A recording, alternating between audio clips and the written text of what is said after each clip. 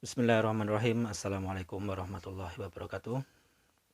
Alhamdulillahirrabbilalamin. Wassalatu wassalamu ala asyrafil anbiya'i wal mursalin wa ala alihi wa ashabihi ajmain amma ba'du. Sobat PPI dimanapun kamu berada, salam persatuan. Semoga kamu semuanya dan kita semuanya senantiasa diberikan kesehatan oleh Allah Subhanahu wa Ta'ala dan senantiasa diberkahi hari-harinya, khususnya dalam hari-hari yang tengah kita lalui saat ini, dunia lalui saat ini, yang tengah dialami oleh masyarakat global saat ini dengan pandemi COVID-19 atau virus corona yang telah menyebar di dunia. Tentu kita dalam melihat kejadian ini, dalam melihat kasus corona ini, tentu kita memiliki berbagai macam perspektif, dapat ditinjau dari berbagai macam tinjauan atau dimensi. Bisa kita lihat dari sisi ekonomi, sisi keamanan, sisi politik, dan tentunya sisi kesehatan. Dan yang akan kita angkat atau kita ketengahkan saat ini adalah sisi daripada pandangan fikih atau pandangan syariat terkait beberapa hal yang mungkin berkaitan dengan virus corona ini. Ada hal pertama yang mungkin menjadi sebuah pertanyaan dan mungkin banyak ditanyakan oleh orang-orang tentang bagaimana hukumnya atau mana yang lebih baik antara sholat jamaah di masjid dengan sholat di rumah dalam kasus kondisi seperti saat ini. Tentu pertama kita ketahui bahwa apa yang kita bicarakan saat ini adalah sebuah kasus khusus, kasus tersendiri yang itu berbeda dengan kejadian pada umumnya atau berbeda dengan kondisi standar atau kondisi normal yang kita jalani setiap hari-harinya. Dalam kondisi normal tentu kita mengetahui bahwa sholat di masjid itu adalah yang lebih mulia karena memang masjid adalah tempat untuk sholat. Akan tetapi dalam kondisi seperti ini, dalam penyebaran virus corona ini, maka kita menghindari, ulama-ulama telah menghimbau, bahkan beberapa pemerintahan juga telah menutup masjid-masjid agar mereka tidak sholat di masjid.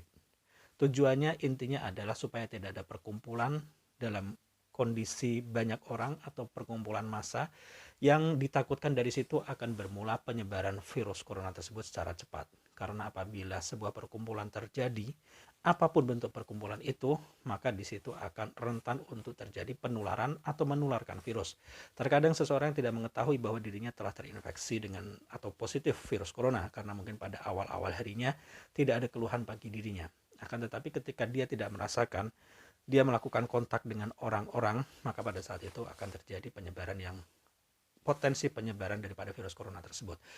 Ini sebenarnya berlaku dalam segala perkumpulan atau segala jenis perkumpulan, baik itu perkumpulan yang sifatnya religius atau non religius. Artinya religius di sini adalah ibadah ataupun non ibadah dalam hal yang umum, seperti perkumpulan dalam sebuah tempat di stadion olahraga misalkan, atau perkumpulan di sarana transportasi. Massa yang berkumpul seperti ini sangat potensial. Akan tetapi para ulama memberikan sebuah penegasan dalam permasalahan sholat, karena ini adalah ranah para ulama untuk memberikan fatwa dalam permasalahan ini dan himbauan dalam permasalahan ini, karena ini berkaitan dengan ibadah, yang mana ibadah itu hubungannya dengan agama. Nah, ketika pada seperti kasus seperti ini, penyebaran seperti ini, maka akhirnya ulama memberikan himbauan, memberikan fatwa agar seseorang menghindari kerumunan. Salah satu bentuk kerumunan tersebut adalah sholat berjamaah. Salah satu bentuk kerumunan tersebut, perkumpulan tersebut adalah sholat Jumat. Makanya sholat Jumat dan sholat jemaah di masjid untuk sekarang banyak di negara-negara seperti Saudi, Kuwait, dan bahkan Mesir juga telah dinonaktifkan aktivitas tersebut. Jadi ini bukan diskriminasi, karena bukan hanya sekedar ibadah dalam agama Islam, tapi juga ibadah di agama-agama lainnya, di gereja, dan juga di tempat-tempat lainnya telah dilarang untuk sementara untuk menghindari perkumpulan massa tersebut. Jadi pada kondisi seperti ini, maka sholat itu sendiri tidaklah digugurkan. Jadi ada istilah orang mengatakan ada hifdzuddin, menjaga agama, ada hifdzun nafas, yaitu menjaga jiwa. Ada yang mengatakan bahwa ini artinya bahwa hifdzuddin dikalahkan dengan hifdzun nafas. Tidak seperti itu gambarannya. Karena sejatinya hifdzuddin di sini tidaklah dikalahkan, tidak dibatalkan atau tidak dikurangi apapun. Dalam artian hifdzuddin tetap terjaga, orang tetap bisa sholat namun di rumah mereka. Nah, di sini perlu kita ketahui bahwa jamaah itu adalah mukammilat hifdzuddin atau penyempurna dan pelengkap daripada hifdzuddin. Namun jamaah itu bukan hifdzuddin itu sendiri. Itu setidaknya diungkapkan oleh beberapa ulama, salah satunya adalah oleh Dr. Ahmad Raisuni, bahwa orang tidak menggugurkan penjagaan mereka terhadap agama. Akan tetapi ini adalah mengedepankan sesuatu yang memang sudah konkret, yaitu adanya virus corona yang itu dapat mengancam jiwa dan juga mengancam nyawa, dan itu dapat menyebabkan mafsadat yang besar. Oleh karena itu pada saat ini bergeserlah sholat jamaah dan sholat Jumat tadi yang tadinya berada atau dilaksanakan di masjid, untuk sementara waktu ia dilaksanakan di rumah masing-masing untuk menghindari perkumpulan tersebut yang itu potensial sekali untuk terjadi sebuah penularan atau proses penularan COVID. Jadi pertanyaan yang pertama tentang mana yang lebih baik, sholat di masjid atau sholat di rumah dalam kondisi semacam ini, kondisi merebaknya virus corona, dan terlebih apalagi pemerintahan jika sudah menentukan penutupan atau memutuskan penutupan di masjid, maka sholat di rumah adalah suatu keharusan. Kemudian yang kedua adalah tentang azan. Azan ketika merebaknya virus corona ini kita sering mendengar atau kita mendengar di beberapa negara yang telah menutup masjid-masjid mereka, akan tetapi syiar yang berupa azan itu tetap dilaksanakan. Azan tetap dikumandangkan tanpa dihapuskan. Namun yang diganti di sini adalah sighahnya saja. Ada perkataan yang atau redaksi yang seharusnya hayya 'alas shalah, mari kita menuju kepada salat, hayya 'alal falah, mari kita menuju kemenangan, diganti dengan shollu fi rihalikum atau shollu fi buyutikum. Salatlah kalian di rumah-rumah kalian. Sebenarnya ini adalah sesuatu yang memang sudah ada dalam syariat kita, dalam fikih kita. Bahkan Imam Syafi'i dalam kitabnya juga telah menyebutkan akan kasus ini, dan hadisnya telah diriwayatkan oleh Ibnu Abbas. Suatu ketika Ibnu Abbas memerintahkan muazzinnya untuk melantunkan azan dengan sighah tersebut, dengan redaksi tersebut, shollu fi rihalikum atau shollu fi buyutikum. Kemudian orang-orang merasa aneh dan heran. Lalu Ibnu Abbas mengatakan bahwa aku telah mendengarkan orang yang lebih baik dari aku melakukan itu. Maksudnya aku mendengarkan Rasulullah telah memerintahkan itu kepada muazzinnya untuk melakukan pengubahan redaksi shollu fi rihalikum tersebut. Kemudian ini dilakukan kapan? Ibnu Abbas telah mengatakan bahwa supaya tidak ada kesusahan bagi kalian. Yaitu konteksnya pada saat itu adalah karena hujan deras. Ketika malam yang begitu dingin ada hujan deras. Jadi sebenarnya tidak harus corona. Ketika ada hujan deras itu sudah sangat cukup sebuah masjid untuk mengumandangkan azan dengan shollu fi rihalikum. Ketika sebuah hujan deras, apalagi konteks kita di Indonesia misalkan, ketika musim hujan sangat deras sekali, ini sebenarnya cukup, tidak harus menunggu corona, diperbolehkan untuk azan dengan sighah tersebut, sehingga masjid ditutup atau tidak dilaksanakan sholat jamaah di sana, akan tetapi azan tetap dikumandangkan dengan sighah tersebut. Nah, ketika hanya sekedar hujan yang itu menyebabkan orang susah untuk pergi ke masjid karena ada becek, karena tanah yang lumpur dan seterusnya, itu diperbolehkan. Apalagi ketika ada suatu bahaya yang memang sudah diyakini dan nyata dan ditakutkan itu akan terjadi, maka pada saat itu ini namanya adalah qiyas aula, yaitu mengkiaskan atau menganalogikan suatu perkara baru terhadap suatu perkara lama yang sudah ada pada zaman Rasul. Akan tetapi illah atau kausa hukum dalam permasalahan baru ini jauh lebih mengena atau lebih maknanya lebih dalam. Artinya seperti orang mengatakan, kalian dilarang memukul orang tua kalian. Dalilnya apa? Di dalam Al-Quran disebutkan, wala taqul lahuma uffin, janganlah engkau mengatakan kepada kedua orang tua kalian, gitu kan, gitu kan. Jika mengatakan perkataan yang menyakitkan kepada orang tua saja dilarang, apalagi memukul orang tua. Nah, ini artinya qiyas aula. Ketika kausa hukum dalam permasalahan yang baru, dia memiliki makna yang lebih mendalam dan lebih mengena daripada asal itu sendiri, sebagaimana yang disebutkan oleh ulama usul fikih.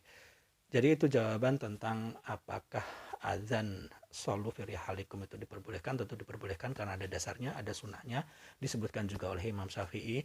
Dan penggunaannya kapan adalah ketika adanya kesusahan yang atau sesuatu halangan yang membuat orang merasakan kesusahan, masyaqqah, seperti hujan deras itu tadi, atau malam yang sangat dingin, apalagi corona, yaitu akan adanya kemungkinan potensi untuk tertular dan menularkan. Kemudian yang terakhir pertanyaan tentang seseorang yang sholat dengan alat pelindung diri atau APD. Ini juga suatu hal yang sangat penting untuk kita ketahui bagaimana seseorang yang terjun langsung di lapangan, yaitu para tim medis khususnya ketika mereka menggunakan alat pelindung diri dan menangani kasus corona, lalu mereka harus sholat pada saat itu. Maka perlu kita ketahui bahwa dalam faktanya, biasanya tim medis mereka yang bekerja menangani pasien-pasien yang terpapar corona, mereka biasanya kerja 8 jam dalam sehari. Nah, ini perlu kita hitung 8 jam itu dimulai sejak kapan dan akan berakhir kapan. Jika dalam 8 jam tersebut kita masih memungkinkan untuk menjamak, yaitu menjamak antara zuhur dengan asar, dan juga menjamak antara maghrib dengan isya, maka pada saat itu kita bisa melakukannya dengan sholat jamak, baik itu jamak takdim ataupun jamak takhir. Anggap saja seseorang bekerja semenjak jam 1 siang dan ia baru selesai pukul jam 9 malam.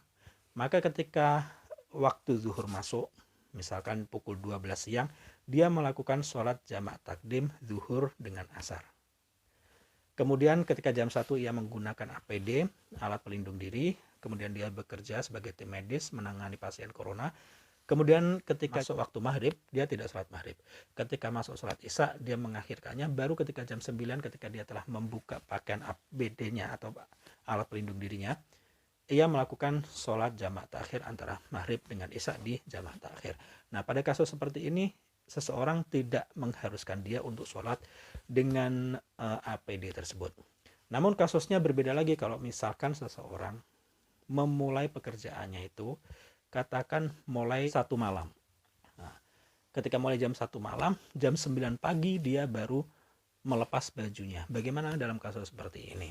Maka para ulama kita telah menerangkan adanya atau diperbolehkannya seseorang untuk melakukan sholat dengan pakaiannya tersebut, yaitu berlandaskan dengan firman Allah Subhanahu wa taala, wattaqullaha mastata'tum. Maka datangilah perintah Allah, bertakwalah kepada Allah semampu kalian.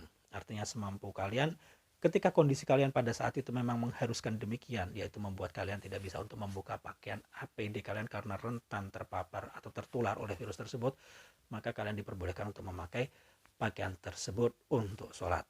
Seperti itu. Bagaimana wudhunya ataupun tayamumnya? Nah, ini juga perlu kita ketahui. Apabila seseorang tersebut mampu untuk wudhu sebelum memakai pakaian, maka dia berwudu atau bersuci sebelum menggunakan pakaian tersebut.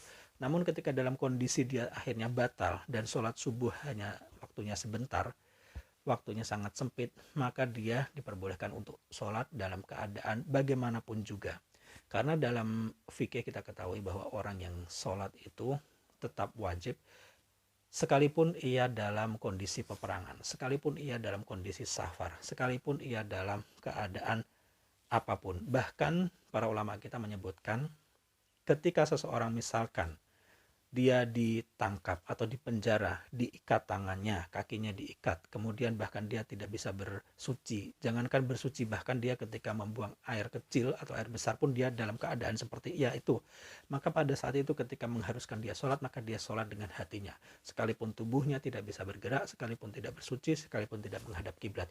Ini adalah kondisi yang paling parah, artinya ketika seseorang tidak mampu melakukan apapun dengan dirinya sendiri, tidak bisa bersuci, tidak bisa menghadap kiblat, tidak bisa menggunakan pakaian yang bersih, maka dia diperbolehkan untuk sholat dengan kondisi apapun pada saat itu, selama akal dia masih sadar, selama dia tidak pingsan, tidak gila, tidak tidur, maka dia diwajibkan untuk melakukan sholat dalam kondisi yang dia alami saat itu.